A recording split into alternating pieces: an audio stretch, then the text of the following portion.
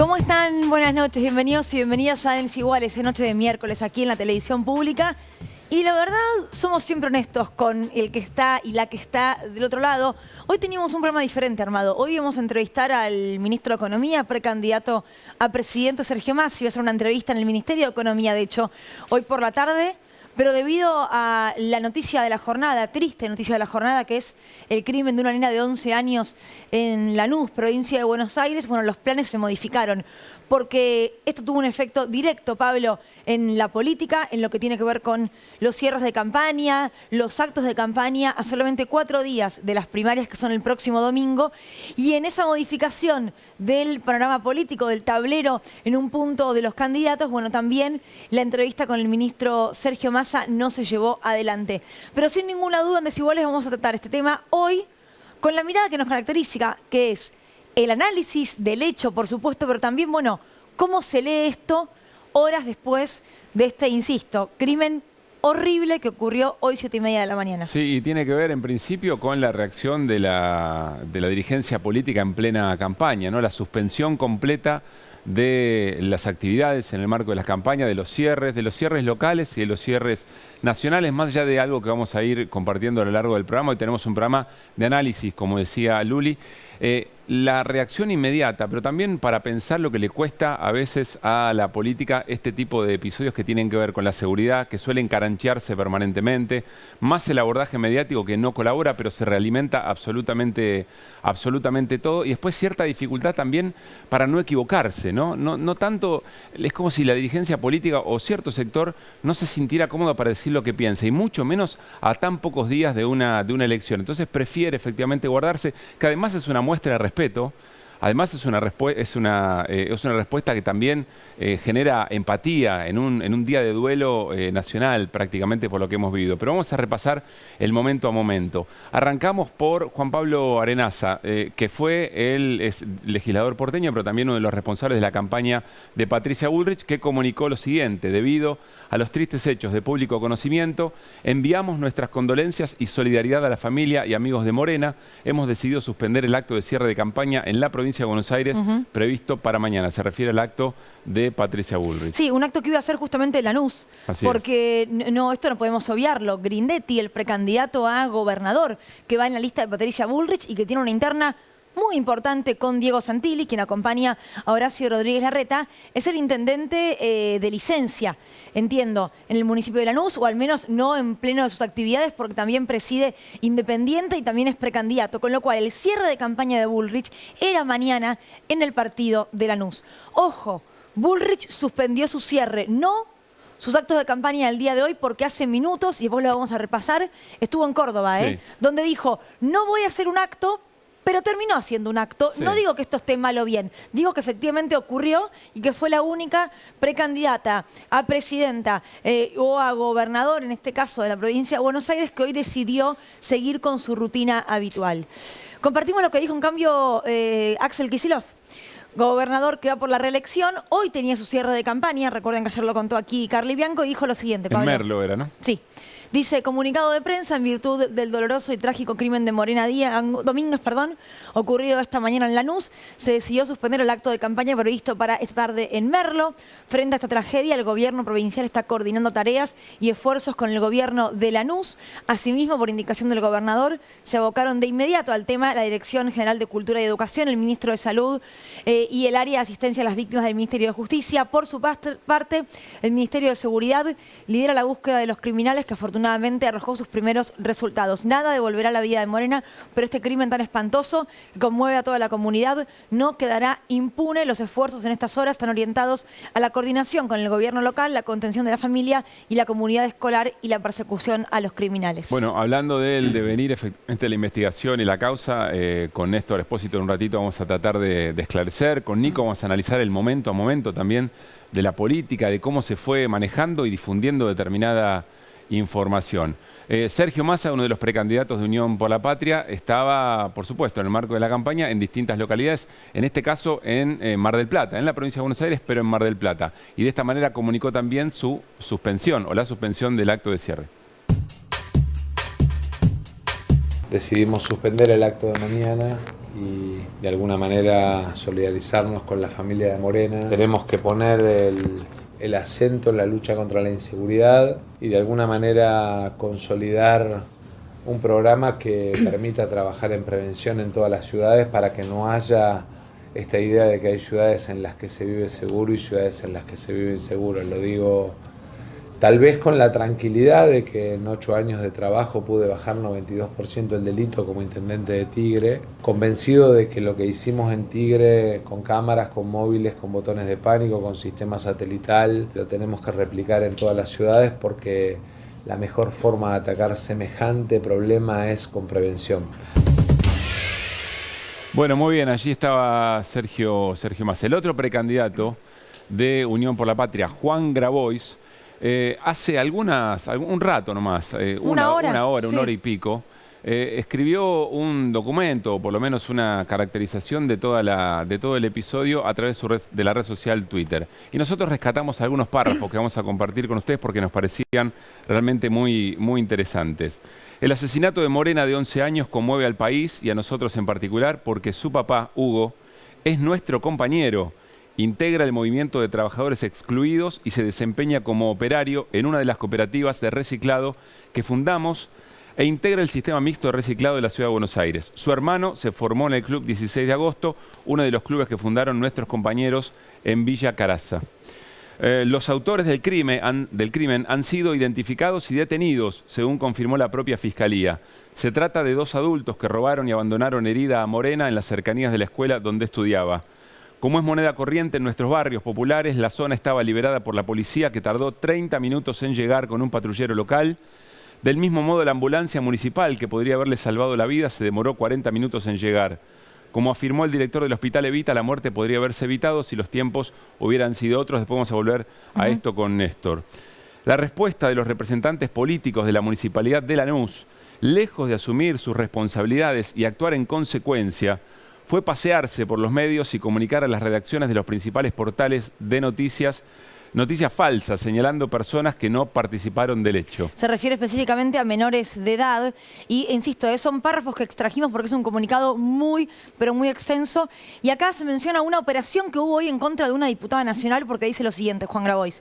En el marco de ese show que ofende el duelo de los familiares de la niña y compañeros de trabajo, comenzaron a detener personas a mansalva, muchas sin relación alguna con el hecho. La desvergüenza fue tal que el propio intendente municipal llamó personalmente a las redacciones de los principales portales para señalar a la diputada cartonera Natalia Saracho, compañera de trabajo del padre de la niña, para buscar un chivo expiatorio frente al repudio generalizado de los vecinos de la zona contra el intendente Diego Kravetz. La acusan de defender a un pibe de 14 años que no participó del crimen de Morena, pero que aparte ellos, como Estado, deberían haber rescatado de la droga. La gente sabe bien quiénes son los responsables. Una última reflexión, insisto, estamos editando un poco en vivo este documento que es muy interesante, por otra parte, para leerlo entero. El accionar criminal de los individuos que participaron en el hecho está íntimamente vinculado al flagelo de la droga y la complicidad policial con el delito que arruina la vida de cientos de miles de personas en todo el país desde hace décadas. Personas que se lastiman a sí mismas, que lastiman a otras, todas en los barrios más humildes, mientras el dinero lo lavan los delincuentes de guantes blancos que viven en countries y no en villas. Esto pasa hace décadas y en todo el país. Una cosa que a mí me interesa mucho de la respuesta que da Juan Grabois varias horas después, no saliendo al toro de la emocionalidad, del impacto. Que también suspendió campaña Juan Grabois. Sí, que también suspendió su campaña. Es que intenta un abordaje un poco más amplio de lo que viene ocurriendo desde hace muchísimo tiempo, no solamente en la Argentina, a partir de hechos tan conmocionantes, terribles e indignantes como el de hoy, como el del crimen de Morena. Sale a reflexionar, da una pelea respecto de el reflejo por la demagogia punitiva, el reflejo por las respuestas fáciles o las soluciones sencillas, y hay que atender, bueno, varias de las cosas que dice, pero sobre todo lo que señalaba Luli, ¿no? Desarma una operación contra la diputada nacional Natalia Saracho, que a esta hora se ha clarificado, pero el daño que provoca uno nunca sabe cómo mensurarlo. Sí, y además cuando todo lo que vos decís, Pablo, se da en un contexto de total cercanía con la familia de Morena, ¿no? Porque pienso que hubiese pasado si el compañero de trabajo del padre de Morena era compañero de trabajo de otro político, o de otro empresario de medios, o de otro ciudadano con un poco más de poder y fuego mediático. Estamos hablando de que el papá de Morena trabaja en una cooperativa del MTE, del movimiento al cual pertenece Natalia Saracho, diputada nacional. Nada más ni nada menos que eso, a quien hoy acusaban de defender a un delincuente asesino, supuestamente menor de edad. Pero vamos a ir en vivo, si te parece, con el móvil de la televisión pública, con Gustavo Sosa, a Lanús, porque hubo una movilización frente a la comisaría. Más temprano también, Gus, hubo incidentes. Contanos cómo está ahora la situación. Buenas noches. Buenas noches, Luli y Pablo. Así es, nosotros estamos en la puerta de la sede de gobierno del municipio de Lanús, donde desde las 7 de la tarde más de 100 vecinos se fueron reuniendo para reclamar justicia por Morena, justicia por el crimen de Morena Domínguez. Hay sensación de tristeza, angustia, bronca, hartazgo.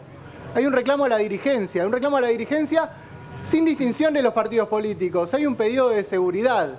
Hay un pedido de que alguien esté por encima de toda esta situación y pueda brindar alguna solución para que no sigan ocurriendo hechos como el de hoy, que entristece y enluta a toda la sociedad argentina, impactando incluso también en la campaña electoral.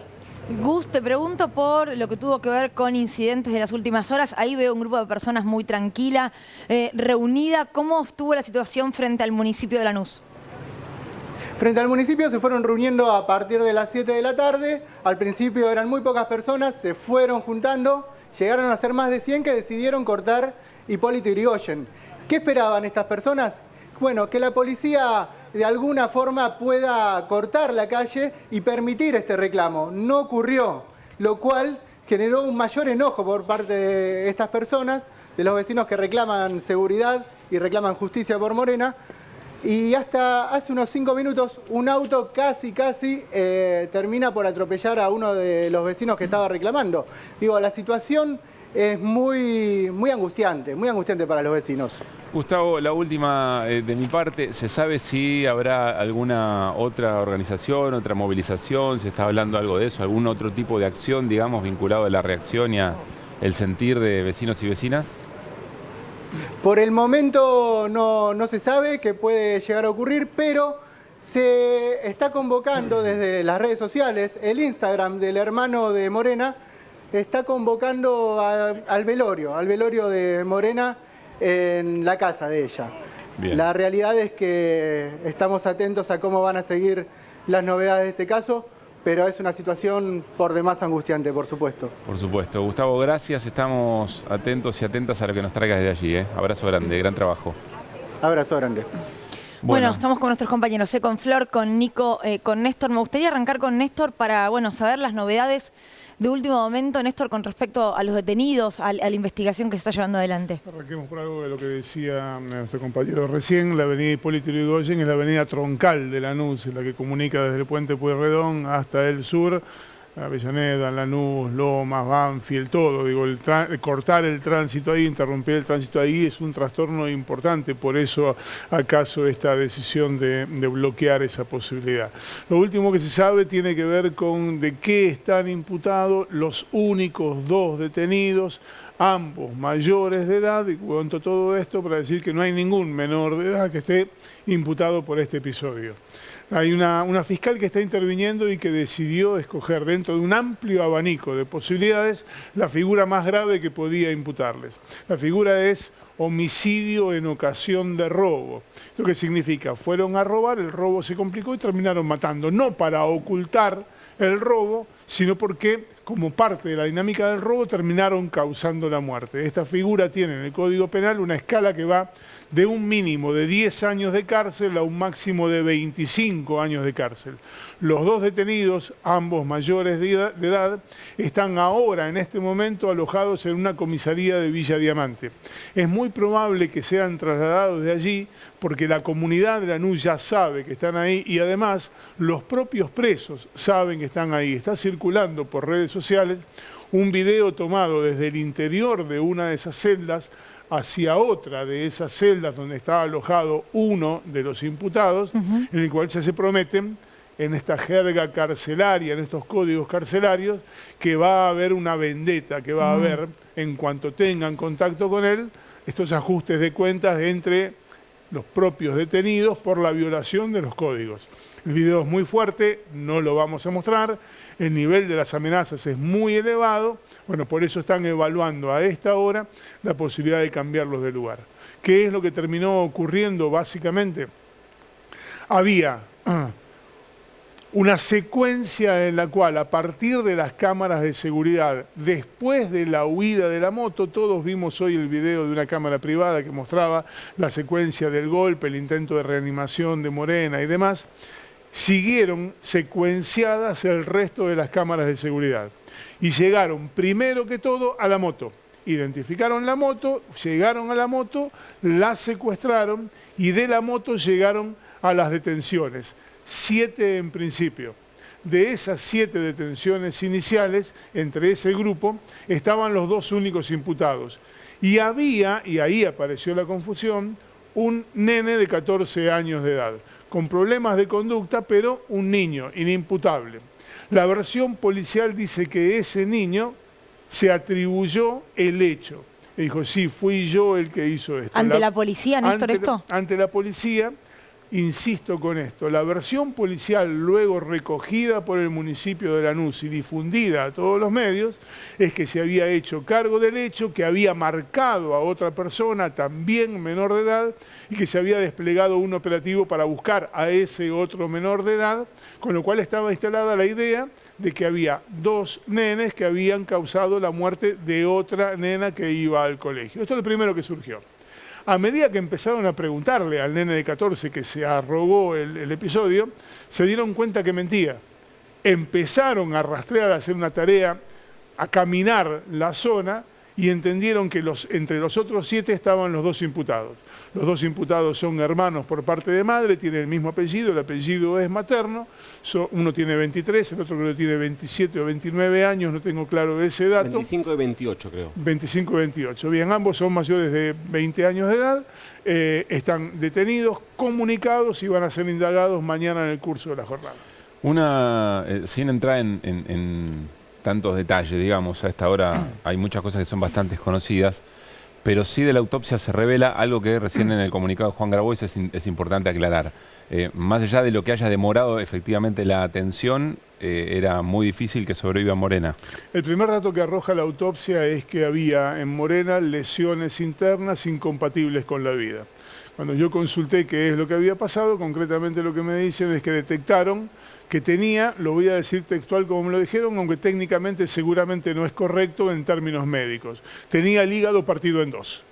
Y esa lesión, sumada al cuadro general de una chiquita enjuta, de poco peso, con poco desarrollo muscular, era incompatible con la vida. Lo que intentan decir es que aun cuando hubiera habido una ambulancia en el lugar en que se produjo el hecho, seguramente les habría resultado imposible salvar la vida de Morena. Ahora, Néstor, ¿eso se puede dar producto de una caída o evalúan la posibilidad de que se haya golpeado con otra cosa, que le hayan golpeado los propios delincuentes, que le hayan pasado por arriba con la moto? No es un golpe común, no es un golpe que se haya producido porque se cayó y cayó de costado y cayó mal. Tiene toda la impresión, todavía no está establecido, de que es un golpe producido con un objeto contundente, probablemente un puñetazo o acaso una patada. No se ve de las filmaciones que le pudieran haber pasado con la moto por encima. De hecho, cuando se ve la secuencia, la moto sale hacia la derecha y Morena queda detrás de la moto, con lo cual no parece que hubiera habido que la moto le hubiera pasado por encima. Sí tiene la apariencia de un forcejeo que terminó con un golpe y que ese golpe pudo haber sido causado por un puñetazo o por una patada.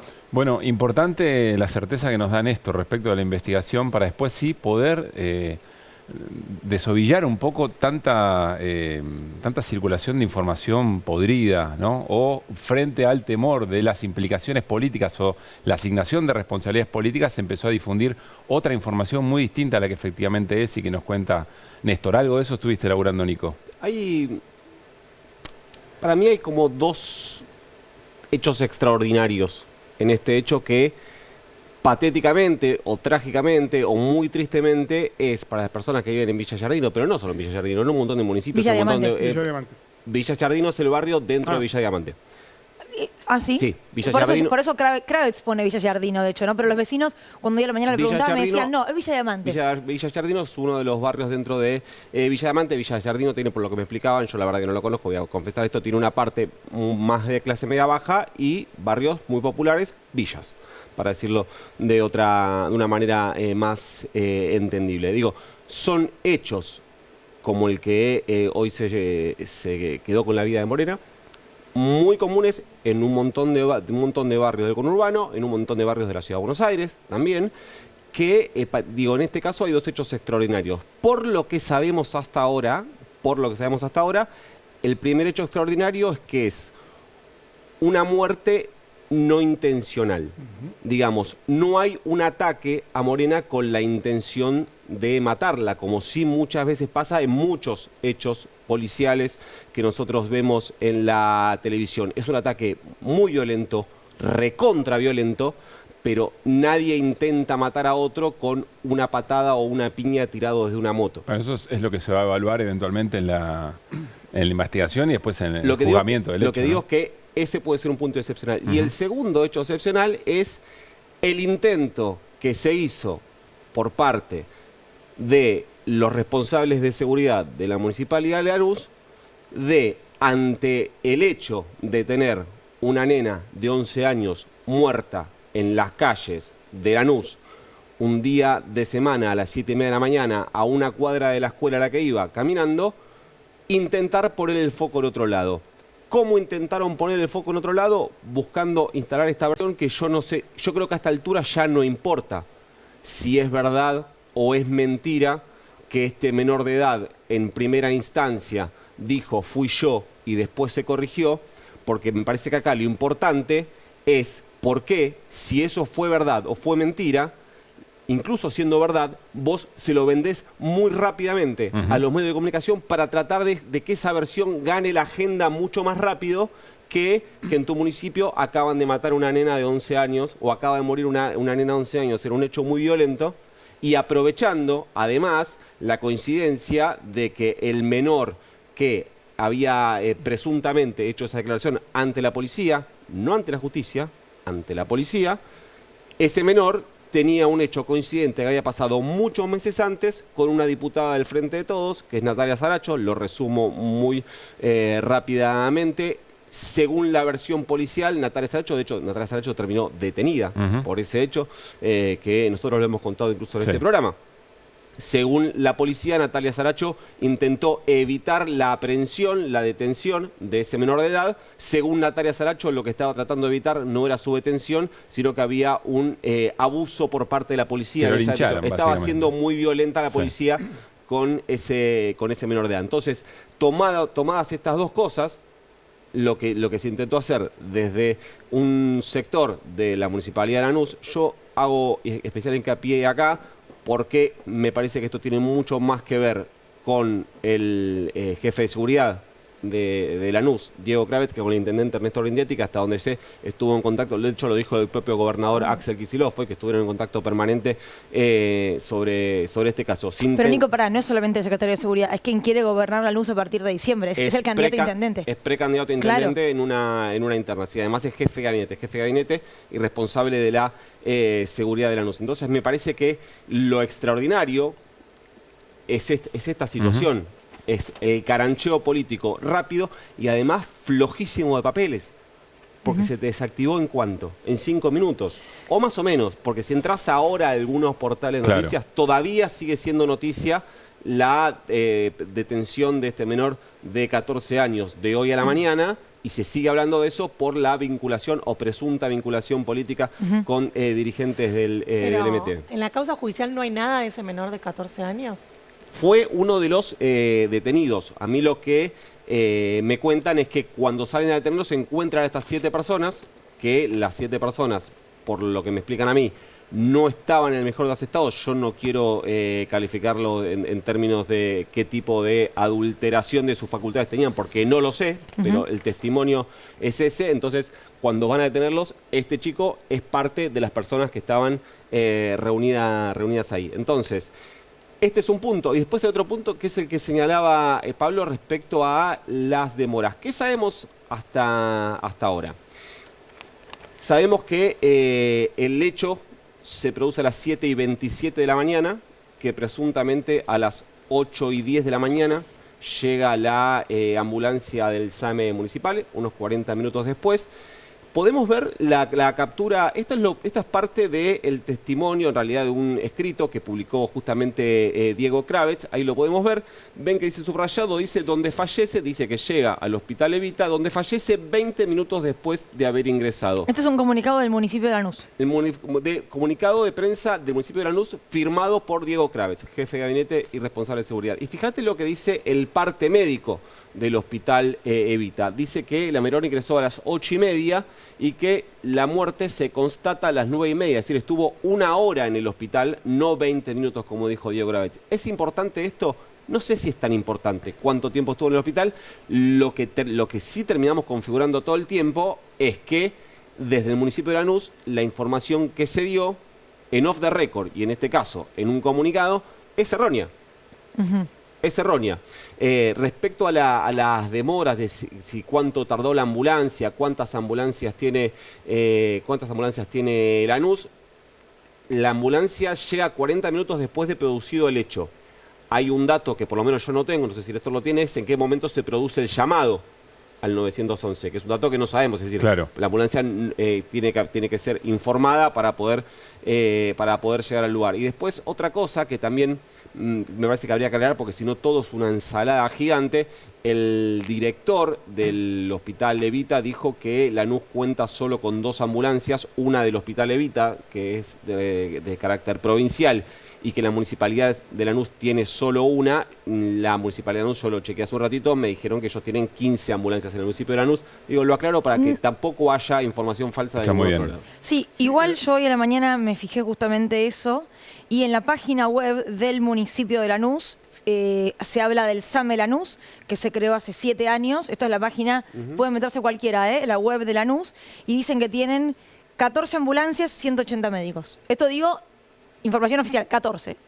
Hay una menos. Una cuestión que me parece importante, que es el tema Pero de no la... una sola, como dijo el No. director del Hospital Evita. No, claro. Que haya una sola ambulancia para todo un municipio como Lanús. Yo cuando vi el dato, lo primero que hice fue ir a chequearlo. Este episodio que ocurrió hoy en el conurbano bonaerense podía haber ocurrido en cualquier otro municipio. Digo, la estigmatización del signo político que gobierna a Lanús parece inadecuada, sobre todo cuando estamos hablando de la muerte de una nena de 11 años por un hecho de violencia que podría haber ocurrido en Avellaneda, o podría haber ocurrido en Florencio Varela, en Lomas de Zamora, o en cualquier lugar de la zona sur. Independientemente de eso, es cierto que ha habido una utilización política de una situación que es estrictamente policial y judicial. Nico decía recién, y es un dato relevante para aportarlo, no hay una intención de matar. Y es cierto que no hay una intención de matar, pero el Código Penal contempla cada una de estas situaciones y las penaliza a todas. En ningún escenario de esto que ocurrió hoy, se lo mire desde el prisma que se lo mirare, los detenidos podrían quedar en libertad.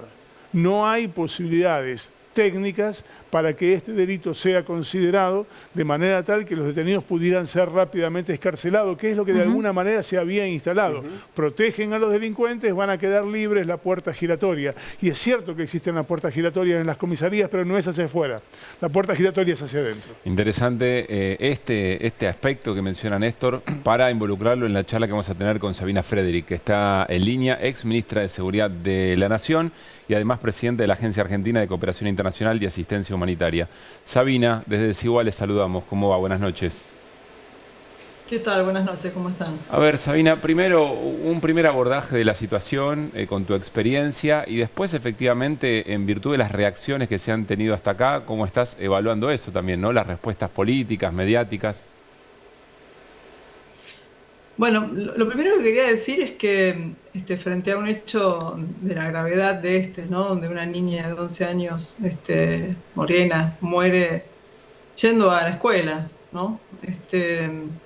Es asesinada yendo a la escuela, se hace muy difícil discutir políticas de seguridad. Y creo que hay que empezar también a plantear esto, ¿no? Las dificultades que tenemos todos, no solo quienes estamos más compenetrados con el tema, o bueno, hemos ejercido la responsabilidad o nos dedicamos a estudiarlo como ustedes, cuando hay hechos tan dramáticos como este o como otros que hemos vivido, es muy difícil discutir a fondo políticas de seguridad porque el Estado tiene obviamente la responsabilidad primaria de proteger a la ciudadanía, pero las estrategias de protección que desarrolla el Estado son estrategias generales, ¿no? Y bueno, al haber una víctima, sobre todo cuando es un menor o una menor, se hace muy complicado. Entonces, lo primero que quería plantear es eso, porque bueno, también uno se siente inhibido de decir algunas cosas frente al drama que estamos atravesando, claro. ¿no? Sobre todo la familia, la comunidad escolar y los vecinos, y bueno, y todos los que tenemos alguna sensibilidad. Ahora, Sabina, me gustaría, como disparador de la charla, saliendo por ahí del hecho puntual, porque comprendo lo que decís, que frente a semejante dolor es muy difícil hablar de políticas públicas en general, ¿no? Cuando uno dice, bueno, por ahí las cifras de homicidios, uno las ve en una línea de tiempo, bajaron, sí, claro, pero cada hecho es una historia Claro. que cobre ese 100%, digo. Cada persona asesinada, cada mujer, hombre, en este caso niña, bueno, destruye no solamente la vida de esa persona, la de su familia, la de sus amigos, la de su comunidad, ¿no? Sí. La de su gente. Quiero que escuchemos, si se puede, a Patricia Bullrich, quien hoy, insisto, fue la única que no suspendió actos de campaña, continúa haciéndolo, al menos la única precandidata a presidenta, lo hizo hoy por la tarde. Habló sobre el servicio cívico voluntario. La baja de imputabilidad primero tenemos, ok. Bueno, veamos ese entonces como disparador para la charla. Nosotros presentamos un proyecto de baja de imputabilidad en el año 2018. Lamentablemente en ese momento no teníamos mayoría en el Congreso de la Nación.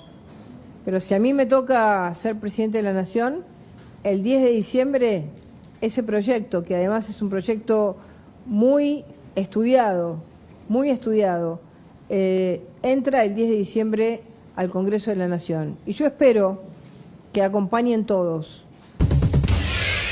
Es interesante, Sabina, porque justo lo que vos decías, digamos, en una escena de tanto dolor, tratar de evitar este abordaje. Yo soy de los que cree de todas maneras que estas escenas necesitan más política, no menos política, pero aún así hay quien efectivamente aprovecha la situación para volver con un caballito de batalla frente a estas situaciones, que es, entre otras cosas, la baja edad de punibilidad, ¿no? Sí, voy a decir, en punto es miserable, ¿no? Primero porque lo que está haciendo es corriendo el eje. No sé por qué hablamos ahora de la baja imputabilidad si en esta situación los involucrados son mayores de edad. Primera cuestión. Segunda, todos sabemos que la incidencia delictiva de menores de 18 años ronda el 4, 5%, en fin. No es el problema mayor del delito y ni siquiera del delito violento. Entonces, lo que hace la oposición, y yo creo que acá, por eso, lo que hace la oposición y las dificultades que tenemos muchas veces desde lo que hoy es el oficialismo, es correr el eje, están todo el tiempo corriendo el eje. Un ejemplo clarísimo son las pistolas Taser, ¿no? Sobre las cuales también, cada vez que hay un hecho de alguna gravedad, empiezan la discusión sobre una cosa que es totalmente lateral. Más allá de que puede haber un uso instrumental apropiado, ¿no? De las Taser. No estoy en contra, en abstracto, de las Taser. Sí. Creo que digamos, atravesamos esa situación, ¿no? La situación en la que, frente a hechos de gravedad vinculados con temas de inseguridad, o sea, con robos en particular, la discusión se corre.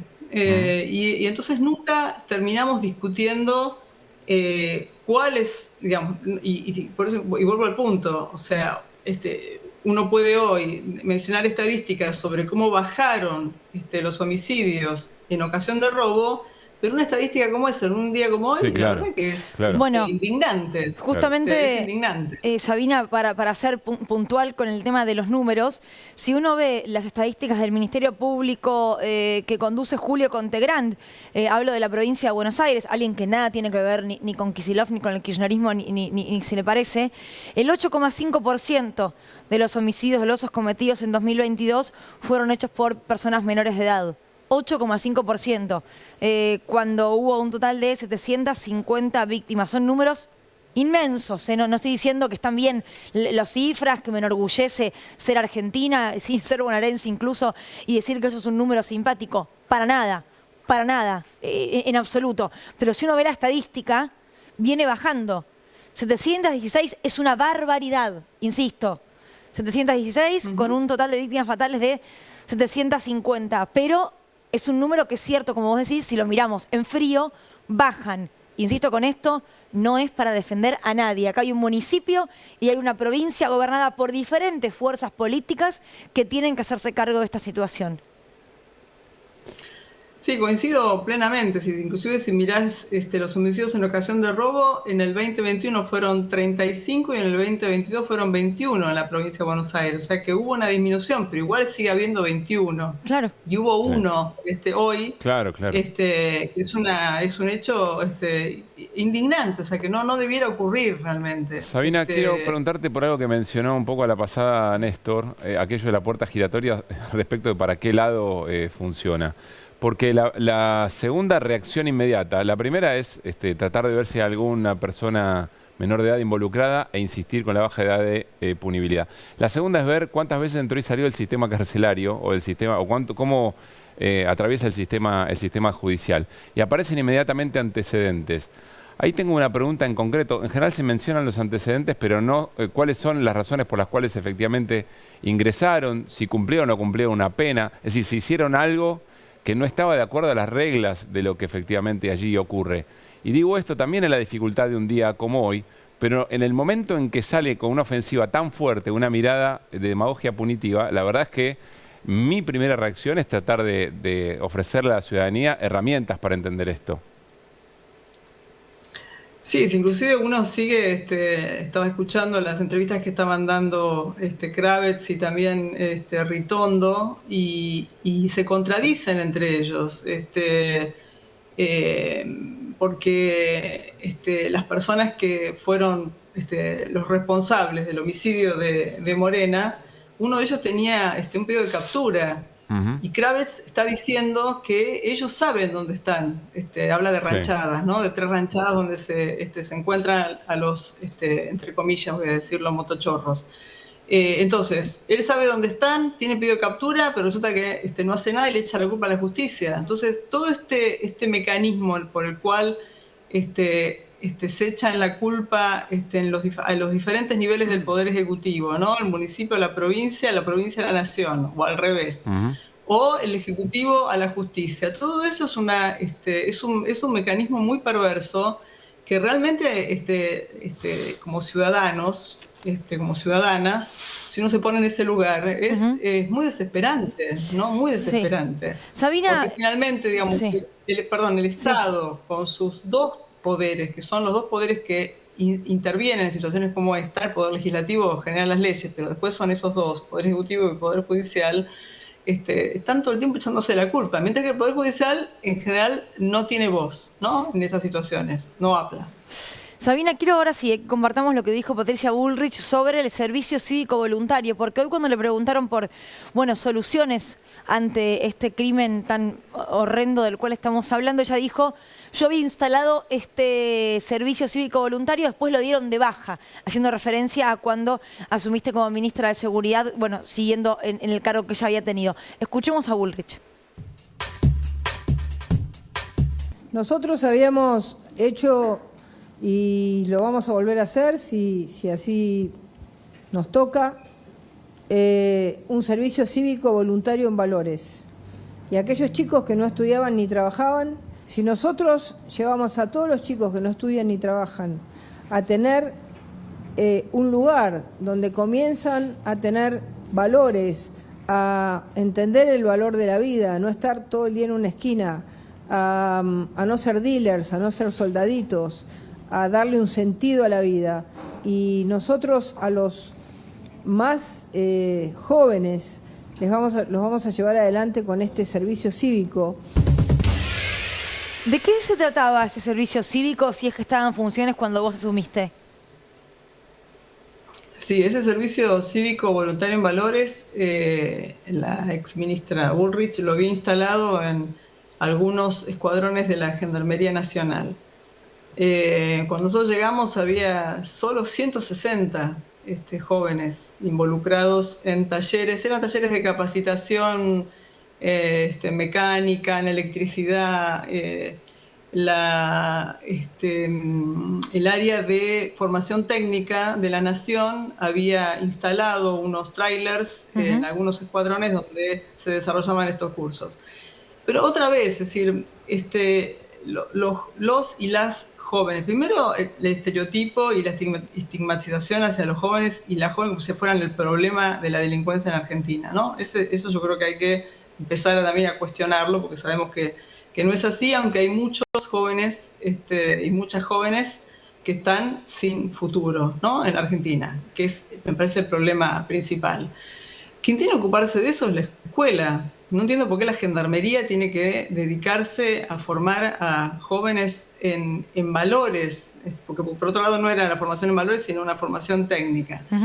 Sí. De manera que nosotros lo que hicimos fue desmontarlo. La Gendarmería no tenía ninguna gana de dedicarse a eso, porque está para otra cosa. Las necesidades de personal de la Gendarmería en todo el país impiden que la institución se ocupe de una cosa así, que no está para eso. Para eso está la escuela en todos sus niveles y sus especialidades, ¿no? Que en todo caso lo que hay que hacer es revisar cómo la escuela permite contener, integrar, proyectar a jóvenes de distintas edades para tener un futuro en un país, convengamos, que está con muchas dificultades, ¿no? Y en donde los mercados ilícitos también crecen mucho, y ese es otro elemento, creo que nadie habla.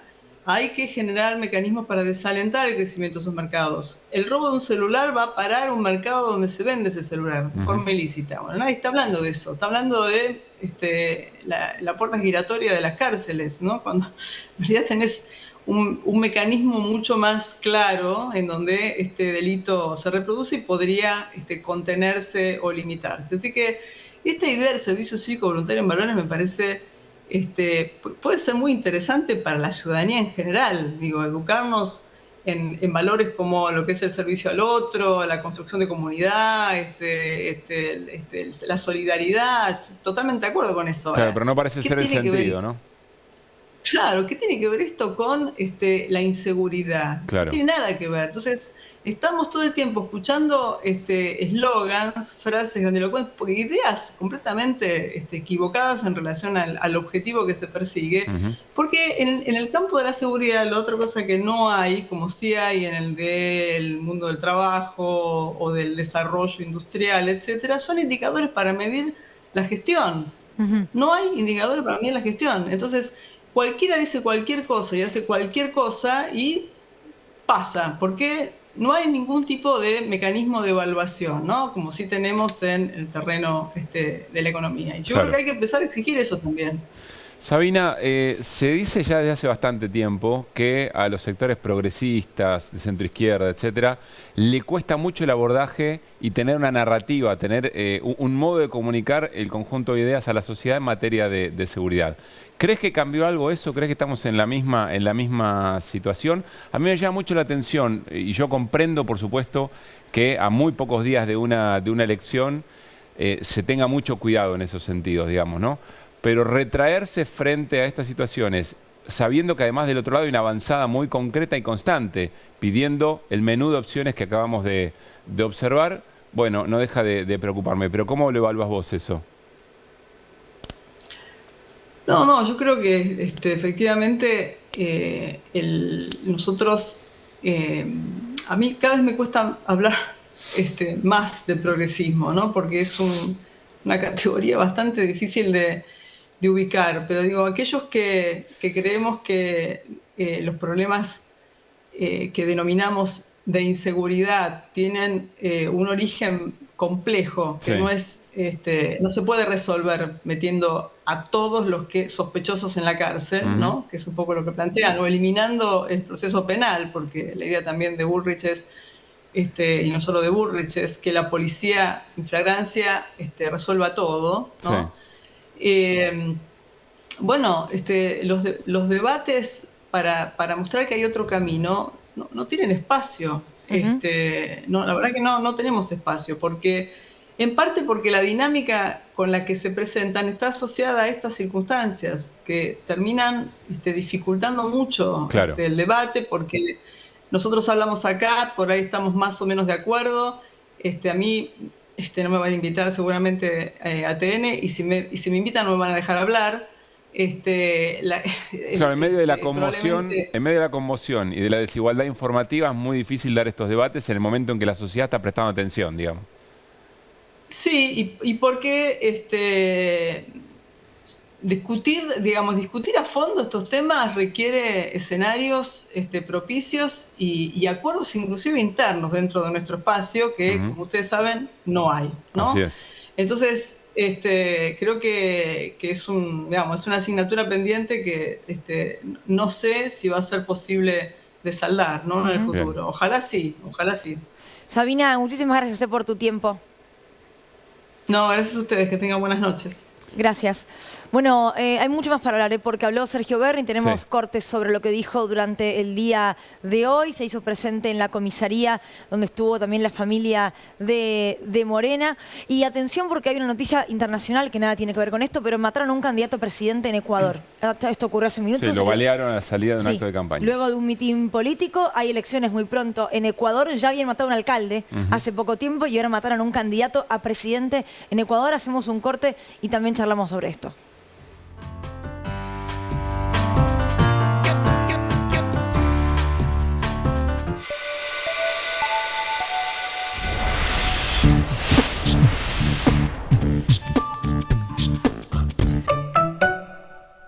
Todos sabemos lo que representa para la logística de una empresa una flota moderna de vehículos.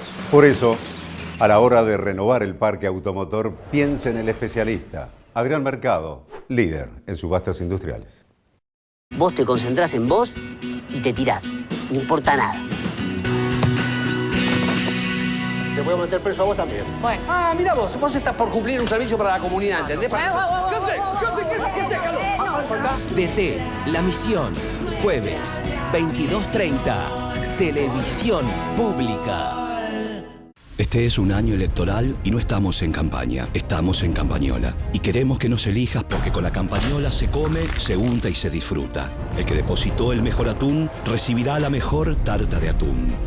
Ponele más salsa, que se inunde más. Esta pizza te remonta desde Córdoba a la estratosfera y de ahí a Italia en 1 hora y media. Somos el granero del mundo.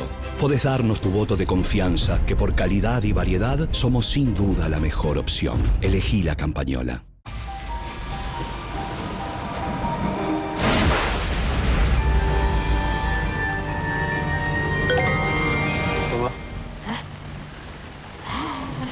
Ponete el cinturón. Con modo discreto, mira tu home banking sin miedo desde la app de BBVA. Tus datos se ocultan cuando tenés a alguien detrás tuyo. Qué lindo cuando la ves. BBVA, creando oportunidades.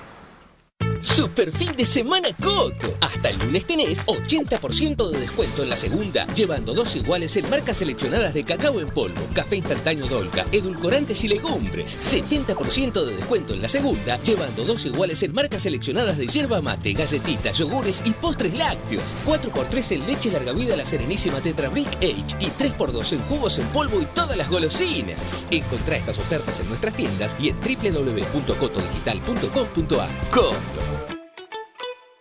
Tengo la fuerza que hace falta para liderar el cambio verdadero que necesita nuestro país. Y son ustedes los que tienen la fuerza que hace falta para que ese cambio suceda. Llegó el momento de decidir. Seamos la fuerza del cambio. Patricia Bullrich, Luis Petri, precandidatos a presidente y vicepresidente de la Nación. La fuerza del cambio. Juntos por el cambio. Lista 132B. ¿Vos te hace escuchar todo lo que produce? A mí me hace escuchar todo lo que produce.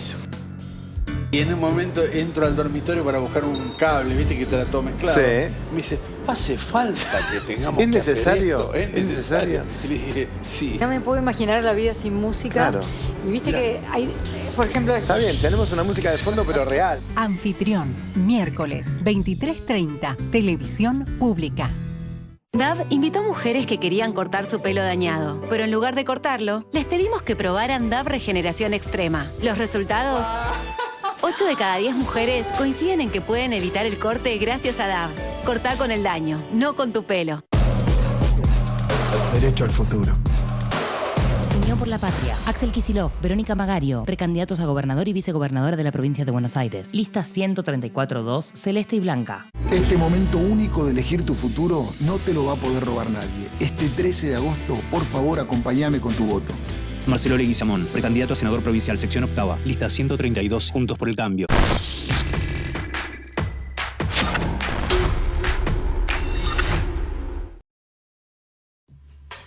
Muy bien, seguimos en Desiguales. Recién sobre el final reflexionaba Sabina Frederick sobre la dificultad de ciertos sectores, yo digo progresismo para englobar, pero sectores populares, sectores de centroizquierda, etcétera, para tener una narrativa concreta y propuestas concretas respecto del tema seguridad. Y ella decía, bueno, tampoco estamos muy de acuerdo dentro de nuestra propia fuerza o nuestras representaciones.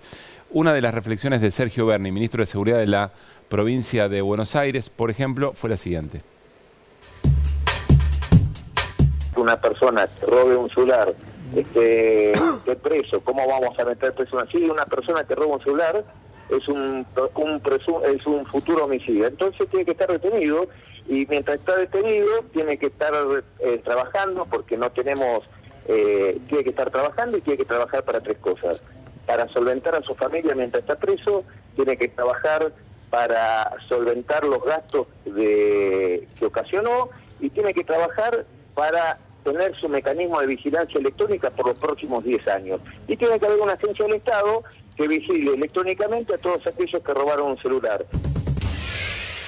A ver, me interesa la parte técnica de esto, porque lo que dice Berni es, y dentro de estas internas que hay incluso dentro, por ejemplo, de lo que es el justicialismo o ahora Unión por la Patria, un hombre que roba un celular es un futuro homicida. Un hombre que roba un celular, Néstor, ¿va preso? Hay dos formas de que se desarrolle ese hecho. Yo estoy sentado en un café, pasas vos, yo estoy distraído, agarraste mi celular, te lo llevaste, te vas caminando. Eso se llama técnicamente hurto, tiene de 1 mes a 1 año de prisión, nadie va preso. Es carcelable. Es carcelable. Ahora, yo voy caminando, voy hablando por teléfono, vos pasás, me manoteás el teléfono, lo arrancás, usás lo que se llama técnicamente violencia de las cosas, eso es robo y la escala penal es mucho más alta. En ese caso en particular sí podría llegar eventualmente a ir preso. Hay un montón de circunstancias, si es delincuente primario, si tiene antecedentes, etcétera, etcétera, que pueden hacer morigerar esta historia.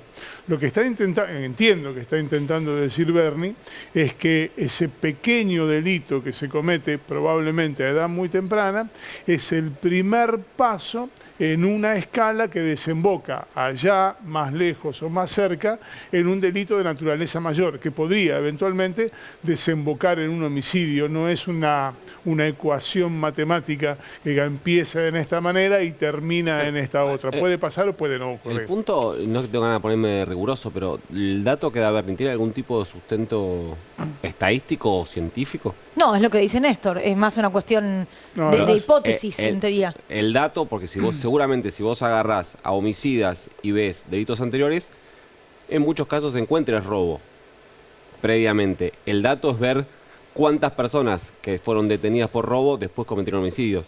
Sí, yo insisto, más allá a mí me parece que en entiendo estos que están momentos tratando de hay que ponerle ser muy delicado con están estos tratando datos. de ponerle una racionalidad al asunto que les admiro, pero francamente creo que es el modo de abordaje de una manera de pensar estas cuestiones en medio de una conmoción. En ese periodo ventana, es una trampa de muy difícil salida. Se abre una ventana para discutir un montón de cosas. Hay un sector de la política que le tiene cierto temor a las consecuencias de pisar del otro lado, en el marco de las ideas más predominantes sobre este tema, entonces se guarda. Pero del otro lado avanza fuertemente cualquier intento. Así pasó. El caso Bloomberg nos generó una enorme cantidad de reglas de juego nuevas que fueron muy perjudiciales, que hubo después que volver para atrás en muchos casos. Pero además en este escenario de discusión prácticamente imposible hay algunas cuestiones que se pierden de vista. Por ejemplo, bajar la edad de imputabilidad a los 14 años, o a los 13, o a los 5 años, no importa cuánto. Bueno, a ese niño que tiene un conflicto con la ley, ¿a dónde lo mandás a que cumpla la pena que le va a imponer un futuro régimen penal juvenil? Para eso hace falta que haya lugares adecuados en los cuales ese niño sea recuperable para la sociedad. Digo esto utilizando una terminología que es absolutamente anacrónica, pero bueno, vamos a poner nuestros términos para que se entienda. A ese nene que comete un delito, que está en un entorno peligroso, que tiende a asumir ese peligro a futuro, convirtiéndose en un delincuente acaso de delitos mayores, ¿qué haces con él?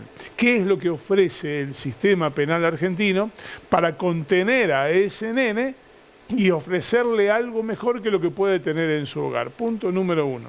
Y la otra cuestión, todas las soluciones punitivistas, entre ellas nombraba vos, Pablo, la de Bloomberg, que consistió básicamente en aumentar las penas, parten de una lógica casi de clase media, que es, bueno, como la amenaza de la pena es más alta, entonces el delincuente va a pensar 2 veces si comete o no comete el delito. Nadie que sale a cometer un delito está leyendo previamente, antes de salir, el Código Penal a ver si le corresponden 4 años u 8.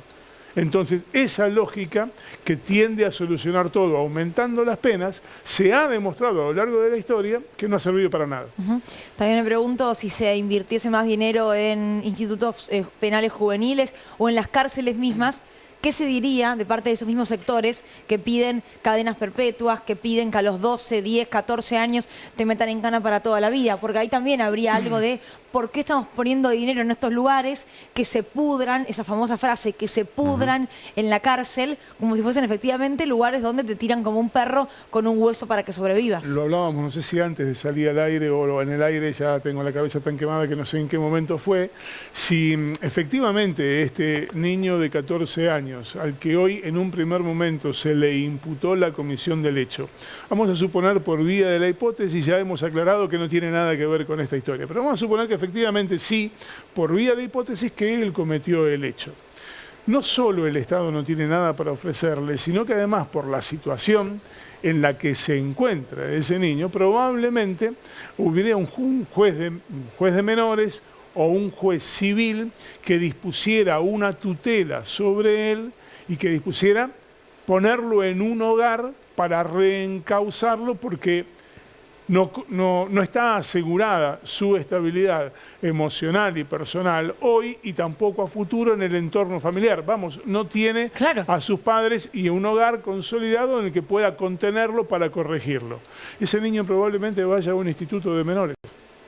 No hace falta que cuente nada más respecto de qué son los institutos de menores. Entonces, o por una vía o por la otra, lo que se termina haciendo es potenciar a alguien que tiene un conflicto con la ley para que empeore esa situación de conflicto con la ley progresivamente a través del tiempo.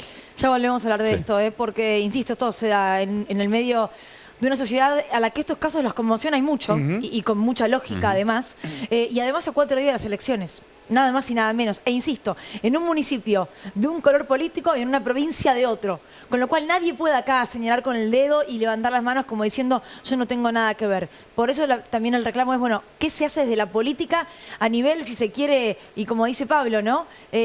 Poniendo sobre la mesa en estos momentos, cuando las papas realmente se están quemando, bueno, lo que hay que poner. Ya seguimos hablando del caso de Morena Domínguez. Y ni hablar que nunca se involucran en el asunto los modelos económicos, ¿no? Pero bueno, hacemos un breve paréntesis sobre el caso de Morena. Nos vamos a Ecuador, lo contaba recién Lucila. Asesinaron a un candidato a presidente en Ecuador. Estamos en línea vía Zoom con Andrés Sallari. Él es colega corresponsal de Hispan TV. Andrés, ¿cómo estás? Buenas noches. Buenas noches, ¿cómo están? Un abrazo hasta Buenos Aires. Gracias. Aquí desde Desiguales te saludamos en la televisión pública. Bueno, ¿qué es lo que ha ocurrido? Acribillaron a un candidato a la presidencia, disputaba el segundo lugar. Hay 4 candidatos que estaban disputando el segundo lugar. Fernando Villavicencio, ahí lo pueden ver en pantalla, es un comunicador, fue dirigente sindical. Es un declarado enemigo de Rafael Correa, fue acribillado, se calcula que más de 20 o 30 balazos. Tenía 10 policías que lo estaban custodiando. Sí, estamos viendo el video, no está te claro cuento, todavía. Andrés. Mientras estamos hablando con vos, estamos viendo las imágenes, no, solamente para que lo sepas, de lo que fue la salida y también la gente como dentro de si fuese un centro de campaña, un lugar donde hubo un encuentro político, bueno, tirada en el piso. Sí, lo estoy viendo yo también. Tenía 10 policías de resguardo, ya recordemos que en Ecuador hace un par de semanas mataron al alcalde de Manta, ya asesinaron a un candidato asambleísta, a inicios del año también asesinaron a otros candidatos a alcaldes. Es una situación muy delicada y ahora sí, por supuesto que este caso es el más grave a muy pocos días de la primera vuelta de la elección presidencial y además Fernando Villavicencio, como les decía, había tenido varias disputas, incluso judiciales, con el expresidente Rafael Correa y obviamente es delicada la situación y obviamente los candidatos de la derecha y de la ultraderecha que están tratando de impedir la llegada del correísmo y de la Revolución Ciudadana, la vuelta al poder de la Revolución Ciudadana, haciendo un análisis político obviamente maquiavélico en este momento tan delicado, son los principales beneficiados de este hecho, ¿no? Podemos, Luli, recordar entonces quién era Fernando Villavicencio, Andrés, quién era Fernando Villavicencio y en qué circunstancia fue asesinado. Es un movimiento, era un dirigente en principio ligado al movimiento Pachacuti, un movimiento progresista, fue un dirigente sindical, luego se dedicó al periodismo y luego ingresó en la política. En la última elección que llevó a Lasso a la presidencia fue electo como diputado y terminó su función cuando Lasso dictaminó la muerte cruzada y la disolución del Parlamento. Claro. Correcto. Y ya se dedicó de pleno a su campaña política y ese es el momento que ven en pantalla, exacto, que empiezan los disparos, cuando ingresa en su camioneta. Aparentemente no era una camioneta blindada, tenía 10 funcionarios policiales resguardándolo, pero parece que obviamente que es un clásico caso de sicariato. Parece que fueron más de 20, eso es lo que están especulando los medios ecuatorianos, que son más de 20 los atacantes que dispararon contra él. Hay otros heridos, no sé si víctimas fatales, hasta el momento no se informa, pero parece que uno de los impactos de bala le dio en la cabeza y obviamente fue trasladado rápidamente al Hospital de la Mujer de Quito, pero en minutos perdió la vida, esto ya está confirmado. Andrés, un par de preguntas. ¿La muerte se produce adentro de la camioneta? ¿Le disparan cuando ya había ingresado en la camioneta? Se ve en la imagen, si quieren podemos ponerla al aire de nuevo, está ingresando, evidentemente tiene que ser adentro, porque hasta el momento en el que ingresa se lo ve a él. Ahí está, a ver. Es el de camisa azul que está con policías, claro. Y escuchemos los disparos, a ver. Ahí está. El primer disparo evidentemente es cuando se cierra la puerta y hay más de 30 o 40 de detonación, ¿no? Bien, bueno, Una aparentemente le impacta en la cabeza. Se ve que está también rodeado de funcionarios policiales, pero es llamativa la operación, es de envergadura, ¿no? No es un loco suelto con una pistola, sino 20 o 30 sicarios a un candidato que tiene un fuerte resguardo policial por la situación delicada que está atravesando Ecuador en materia de seguridad pública y de seguridad de seguridad política. Sin ánimo de ponerme en investigador ni nada que se le parezca, hablas de 20 o 30 sicarios y lo que se escucha en la imagen es una misma arma repetida, accionada repetidas veces. ¿Hay algún detenido? Hasta el momento no se informó de ningún detenido. Y es bueno que hagas esa aclaración porque evidentemente esto pasó hace 1 hora y 40 minutos. Hay que esperar un poco a ver que avancen las investigaciones y a ver si esta versión de que son 20 o 30 sicarios es correcta o no. Y bueno, qué armas usaron, etcétera. No hay información, obviamente esto acaba de suceder, no hay información que podamos determinar con exactitud, pero bueno, sí lo que podemos determinar con exactitud es que esto va a detonar una grave crisis política en el país, más grave de la que ya había, que es un caso muy significativo para la política ecuatoriana, tiene pocos antecedentes, solo el asesinato del presidente Roldós en la década del 80, es otro momento político totalmente diferente, y sí hay que decir que el país está sumido en una grave crisis de seguridad y de bandas de narcotráfico, y también que esto incluye asesinatos de ciudadanía común y asesinatos políticos, como el que acabamos de ver. Ahora, ¿hay algún tipo de nexo entre este crimen de un candidato a presidente, me refiero a político personal, de Villavicencio con el alcalde y con otro también dirigente que mencionaste asesinado en las últimas semanas? No, no hay ningún vínculo. El único vínculo es que hay muchos carteles de la droga internacionales operando en el Ecuador y que están llevando a cabo mediante estos tipos de sicariatos muy, bueno, ya los conocemos, los ha vivido Colombia en la década del 80, los vemos en México en esta época y ahora lamentablemente se están normalizando en el Ecuador. Este año, a inicios de 2023, hubo elecciones locales y, como les comentaba, hubo 3 candidatos a alcaldes que fueron asesinados. Hace poco más de un mes un candidato asambleísta, hace 2 semanas el alcalde de Manta y ahora el candidato a la presidencia. O sea, Fernando Villavicencio. no son ni siquiera el mismo partido político no se puede hacer un nexo. No se puede, no hay una vinculación directa entre tal grupo lo había amenazado. Claro. Hay muchos políticos que reciben amenazas. ¿Villavicencio estaba amenazado? Sí, había recibido amenazas. Y su casa le habían disparado a su casa hace algún tiempo. Tenemos la posibilidad de compartir un mensaje a través de redes sociales del presidente Guillermo Lasso. También lo hizo Luisa González, que es la candidata del correísmo, pero vamos con el tuit de Lasso, si es que lo tenemos en pantalla, si no lo leo de acá, chicos, no hay ningún inconveniente. Indignado y consternado por el asesinato del candidato presidencial Fernando Villavicencio, mi solidaridad y mis condolencias con su esposa y sus hijas. Por su memoria y por su lucha les aseguro que este crimen no va a quedar impune. El Gabinete de Seguridad se reunirá en pocos minutos en Carondelet, que es el Palacio de Gobierno. He pedido a la presidenta de la, intuyo yo, es la Comisión Nacional Electoral, Diana Atamaint, a la Fiscal General del Estado, Diana Salazar, al presidente de la Corte de Justicia y a las demás autoridades que asistan de manera urgente a esta reunión para tratar este hecho que ha consternado al país. El crimen organizado ha llegado muy lejos, pero les va a caer todo el peso de la ley. Este es el mensaje a través de la red social Twitter de Guillermo Lasso. Y también Luisa González, que insisto, es la principal candidata del correísmo, la candidata del correísmo.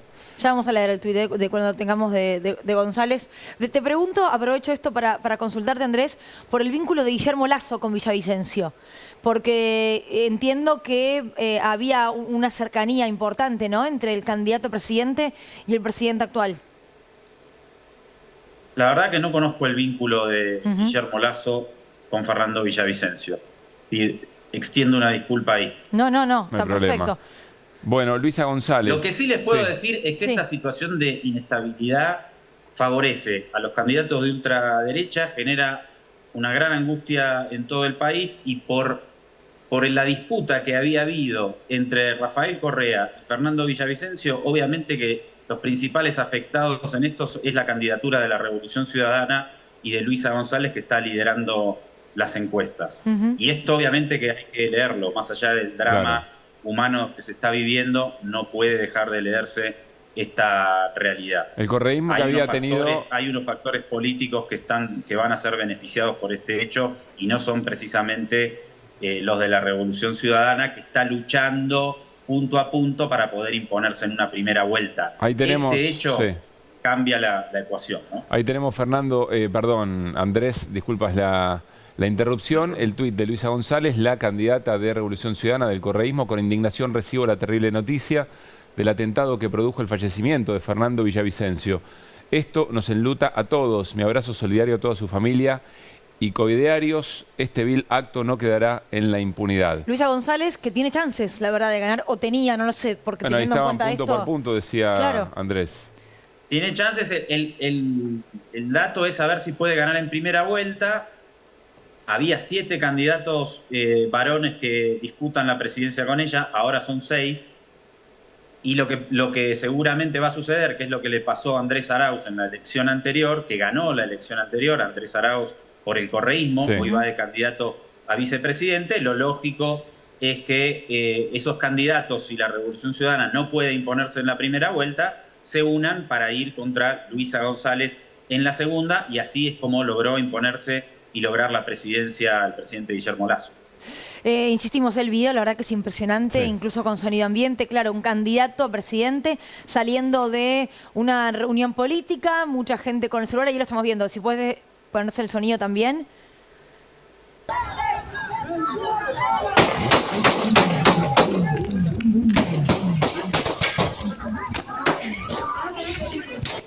Es impresionante, y esto ocurría adentro, claro, cuando comienzan a escucharse los disparos. Asesinaron a un candidato a presidente en Ecuador. Andrés, te agradecemos muchísimo por tu tiempo, gracias. Un abrazo, cuídense. Bien, Andrés Aldari, nuestro colega de Hispan TV. Bueno, qué momento de la política y de la democracia en general, ¿no? Pensaba que hubiera pasado si el tiro a la vicepresidenta salía.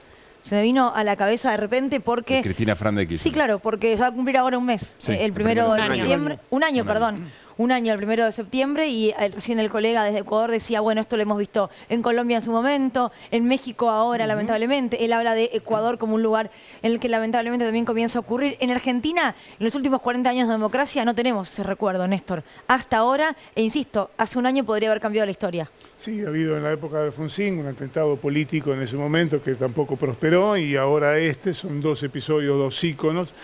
Pero en lo que tiene que ver concretamente con el atentado contra la vicepresidenta Cristina Fernández de Kirchner, no ha generado una suerte de conmoción que pusiera patas para arriba todo el escenario político. Pero perdón, Néstor, ¿está absolutamente afuera de la campaña? No solo eso, sino que ni siquiera hay un avance significativo en la investigación judicial. Claro. Bueno, vamos a estar seguramente, falta muy poco para que se cumpla un aniversario de ese momento. Volvemos al caso de la jornada, que es un hecho policial, pero que tiene claramente ribetes políticos, por todo lo que termina envolviendo al crimen de Morena de solamente 11 años. Sigue Gustavo Sosa con el móvil de la televisión pública allí en Lanús. Gus, te escuchamos. Así es, Luli y Pablo, seguimos en la sede de gobierno del municipio de Lanús. Está apaciguándose en estos momentos, quedan unas 40 personas y hay apostados dentro de la sede de gobierno una cantidad bastante significativa de policía federal. Nosotros estamos aquí con uno de los vecinos de Lanús que está reclamando justicia por Morena. Su nombre es Santiago y si quieren podemos hablar con él. Dale, claro, Gustavo. Dale. Hola Santiago, muy buenas noches. Bueno, lo primero que tengas para compartir con nosotros. Y estamos acá con mucha tristeza y dolor, acá los vecinos de Lanús. La verdad es un caso que conmocionó a todas las comunidades educativas y a los vecinos en general, me parece. Porque la verdad no puede ser y es una vergüenza y es lamentable y tristísimo que uno no pueda ir a estudiar, a trabajar tranquilo y que corra riesgo su vida. Yo soy vecino acá de la zona y aparte soy estudiante del Instituto 11, que está del otro lado de Lanús, pero que sufrimos también problemas de inseguridad. Ahora estamos compartiendo la sede con el Colegio Piedrabuena, por aparte otro problema de la educación es que no tenemos edificios propios, pero el problema ahí ahora es que en el receso nos han robado 2 veces y además todo el corredor seguro, el famoso corredor seguro no se implementa y cada vez que uno reclama por estas cosas, lo único que hay es presencia policial, aumento de presencia policial unos días, que no resuelve nada, pues lo que después pasa es que liberan la zona y se siguen generando estos problemas. Ahora, lo mismo hicieron acá, porque sí. No, Santiago, te quiero preguntar por eso del corredor seguro que mencionas, porque sería en un punto de prevención. Y hablo en este caso de la Ciudad de Buenos Aires, donde existen, por ejemplo, los corredores escolares, ¿no? A la salida y entrada de algunas escuelas en particular. Este corredor seguro es algo de lo cual hablaban los vecinos hoy a la mañana como un reclamo en la zona, porque donde mataron a Morena hay 2 colegios muy cercanos y un club de barrio también a la vuelta. ¿Es un reclamo que alumnos venían haciendo, alumnos, comunidad educativa? Sí, en varias escuelas y lugares educativos de Lanús se reclama el tema del corredor seguro. Es más, Hay calles que si ustedes después pueden ver, se les pueden mandar las imágenes, que dice, al lado de donde dice el nombre de la calle, abajo dice corredor seguro escolar, corredor escolar y demás.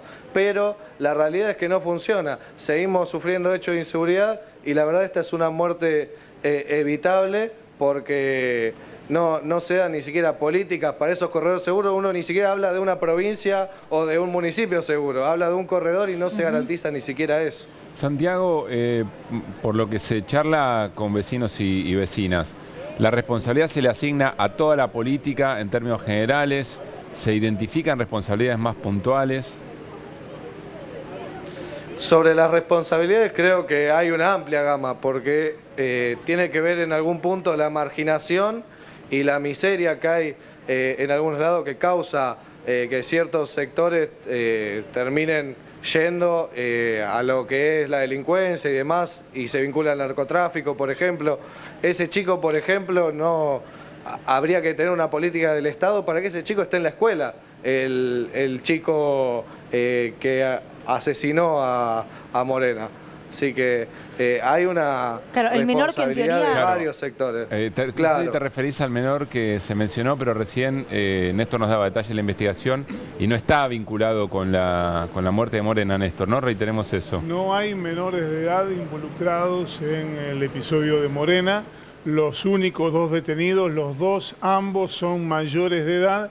Aquella primera versión que se indicó esta mañana de que había un niño de 14 años que había sido el responsable fue descartada.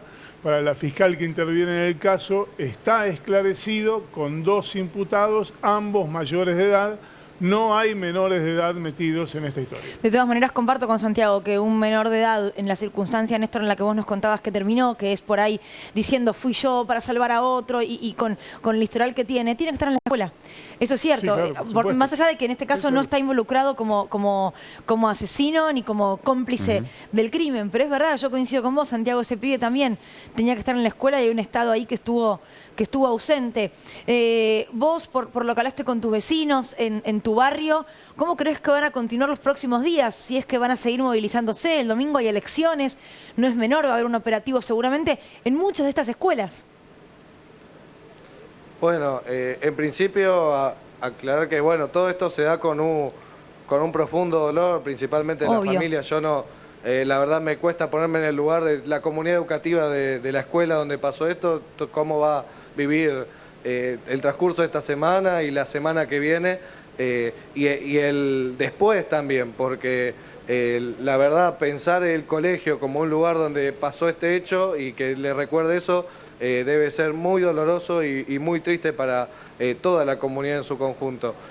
Lo que se está hablando y lo que seguramente pase mañana, se habla de concentraciones, tanto en lo que es la escuela como acá en el municipio y después está todo lo que tiene que ver con el velatorio de la familia, que bueno, hay que ver qué deciden hacer ellos, si se hace algo más amplio y demás.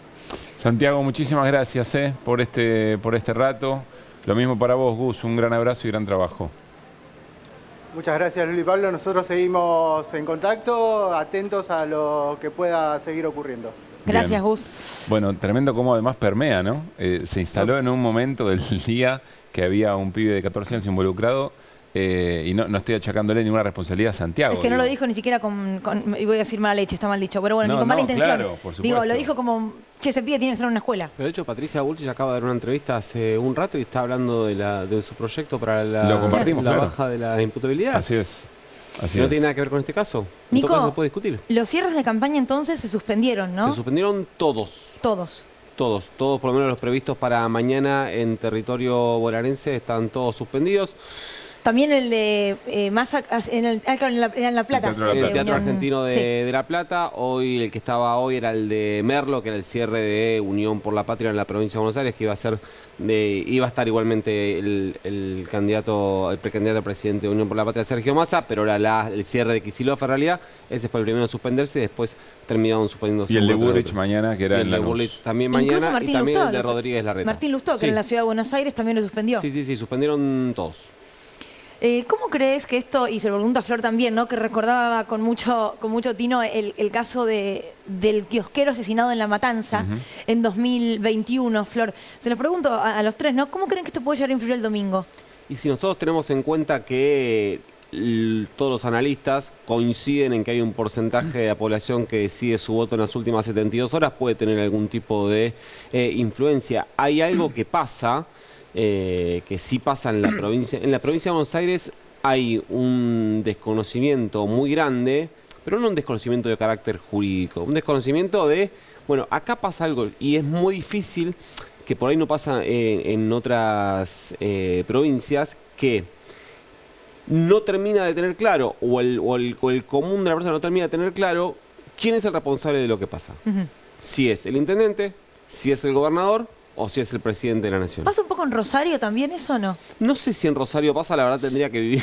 No, lo digo porque siempre sale el intendente a decir yo no tengo responsabilidad sobre la seguridad en Rosario, pero al mismo tiempo le dicen, che, acá no hay seguridad, acá no hay cámaras, acá no podemos los pibes mandarlos a las escuelas. La provincia le echa la culpa a la nación porque es un delito federal, que es narcotráfico. La primera respuesta que se me ocurre para eso, que voy a tratar de no opinar, que es un dato, en 2019 por la crisis narco hubo un cambio de color político en el gobierno, pero no en Rosario. No en Rosario, sí en el gobierno de Santa Fe, decimos. Claro, entonces por lo menos en Rosario ganó el mismo color político que seguía, que era el Frente Progresista, cuando ganó Pablo Haddad. Esto no quiere decir que la gran mayoría de Rosario considere que el intendente no tiene responsabilidades, pero digo, ahí hay un dato concreto. Se cambió cuando se quiso dar un mensaje político respecto a la crisis narco. A donde se apuntó el cambio de color político fue en la gobernación, no en la intendencia. Flor. Sí, no, estaba leyendo recién, digamos, al analista político Juan Courel, bueno, ha venido a este programa y estuvo detrás de campañas, y cuenta cómo hechos de este tipo impactan directamente. Cuando llegan los momentos de la votación, puso en su Twitter: hechos conmocionantes alteran la inercia en el debate, la negatividad alienta el ausentismo electoral. Bueno, eso te quería decir. Hoy a la mañana, cuando estaba en vivo trabajando con este caso, los vecinos arrancaron a cantar frente a la escuela, todavía con los delincuentes prófugos, sin mucha información. El domingo no vamos, el domingo no vamos, el domingo no vamos. O sea, era un canto a coro de padres, madres, alumnos, personas de Lanús diciendo el domingo no votamos. Yo no estoy diciendo que todos los que dijeron eso no van a ir a votar. Digo que fue el canto que surgió en el medio de la conmoción, del enojo, de la angustia. Todos nos vienen a pedir el voto, todos vienen a hacer campaña, nadie nos da una solución, el domingo no vamos. Esa fue la reacción primaria hoy a la mañana a 4 horas del crimen en la puerta del colegio. Así que, digo, puede llegar incluso a haber menos gente yendo a las urnas. Sí, igual también, digo, pensando, uno hoy está pensando en el domingo porque son las elecciones primarias. Yo me voy al 11 de diciembre, cuando cambie el gobierno. Digo, con esta situación económica de tanta fragilidad, de pobreza, de inflación, ¿hay margen para que el gobierno que sea siga aplicando medidas de ajuste? Digamos, es como la gran pregunta en este contexto. ¿Hay colchón para hacerlo? Porque, digamos, los pibes que hoy hicieron lo que hicieron, ¿por qué no estaban trabajando? Pasa el dato de desocupación y los jóvenes es casi el 30% la desocupación.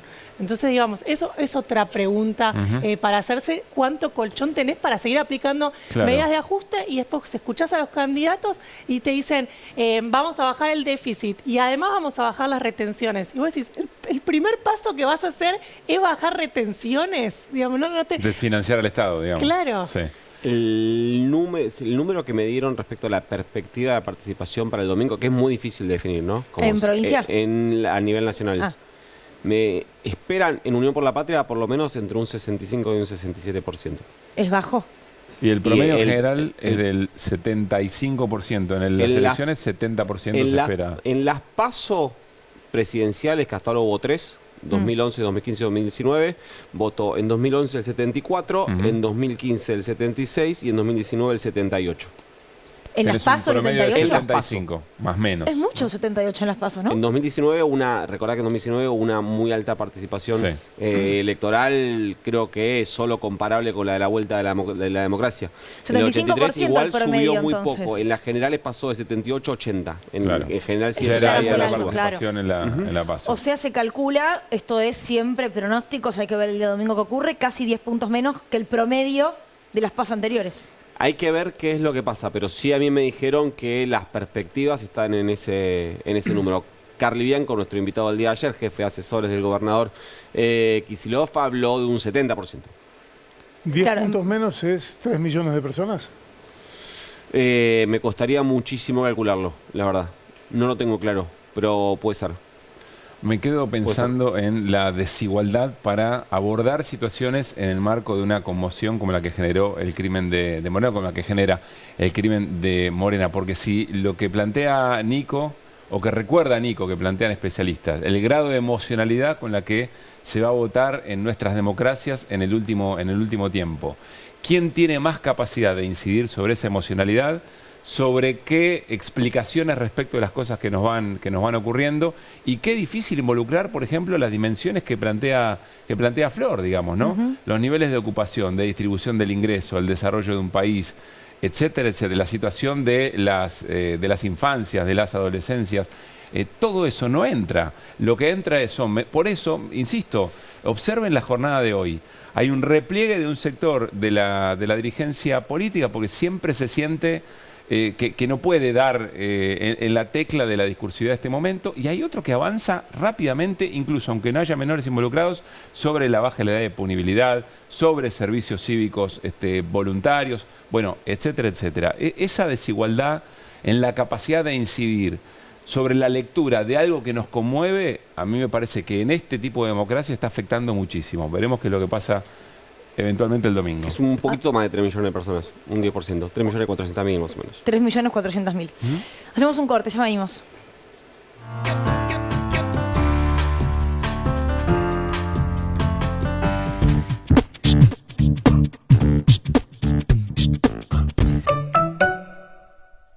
Adrián Mercado presenta su nuevo sistema de subastas online. Desarrollamos un sistema más rápido, más fácil, que te permite participar desde cualquier lugar del país. Si querés que tu empresa crezca, elegí Adrián Mercado.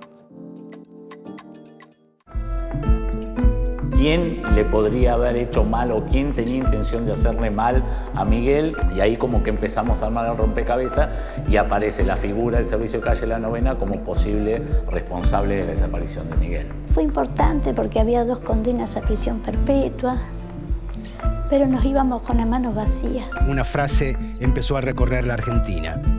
¿Dónde está Miguel Bru? 40 años de democracia con Marcelo Figueras. Miércoles, 22:30. Televisión Pública. Productos Carrefour. Nueva imagen al precio de junio en productos seleccionados. Hasta el 28 de agosto, tomates peritas a 149 pesos. Yogur bebible en sachet a 323 pesos. Queso cremoso a 179 pesos por 100 gramos. Y mucho más. Productos Carrefour con la calidad de siempre. Encontralos en nuestras sucursales y en carrefour.com.ar. Una voz antigua de viento y de sal te requiebra el alma y la está llevando. Anfitrión, miércoles, 23:30, Televisión Pública.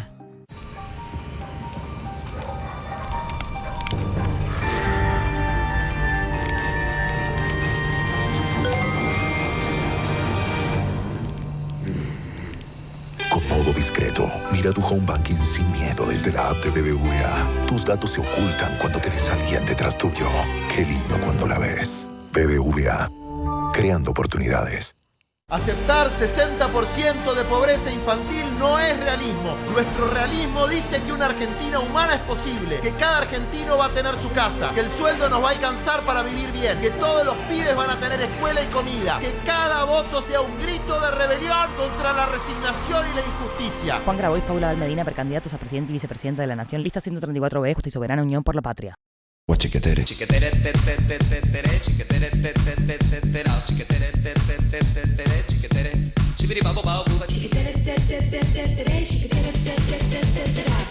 Proba los nuevos rellenos untables Kofler Block y Águila Nut. Yo creo en trabajar, trabajar y trabajar.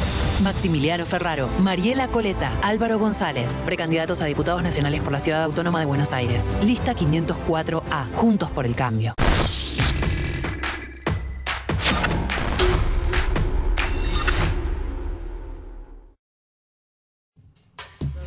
Bueno, estamos en Desiguales últimos momentos y justo nos está pasando información el señor Néstor Espósito. En la indagatoria de los dos detenidos se va a producir en la jornada de mañana. Reiteramos, el delito se les imputa, tiene entre 10 y 25 años de prisión. En los disturbios que se produjeron alrededor de la comisaría en Villa Diamante, hoy hubo 5 policías detenidos, ninguno de gravedad. No hay Heridos. Heridos, ¿qué dije? Detenidos. Bueno. Terminaron heridos. Terminaron heridos. No hay cierre de campaña, lo contó Nico con detalles recién, pero sí hay actividad política porque la veda comienza el viernes a las 8 de la mañana, con lo cual realmente va a ser interesante observar con qué palabra política candidatos y candidatas, precandidatos y precandidatas mañana van a utilizar el último día antes de la veda, ¿no? Bueno, insisto, Patricia Bullrich y Jorge Macri, por ejemplo, no dejaron de hacer campaña hoy. Sí. Lo que no significa que hayan hecho sus actos de cierre de campaña, pero sí hicieron campaña al fin. No está ni bien ni mal. Lo hicieron continuar, solamente un dato. Nos vamos, nos reencontramos mañana a las 9 de la noche para hacer Desiguales capítulo jueves. Chao.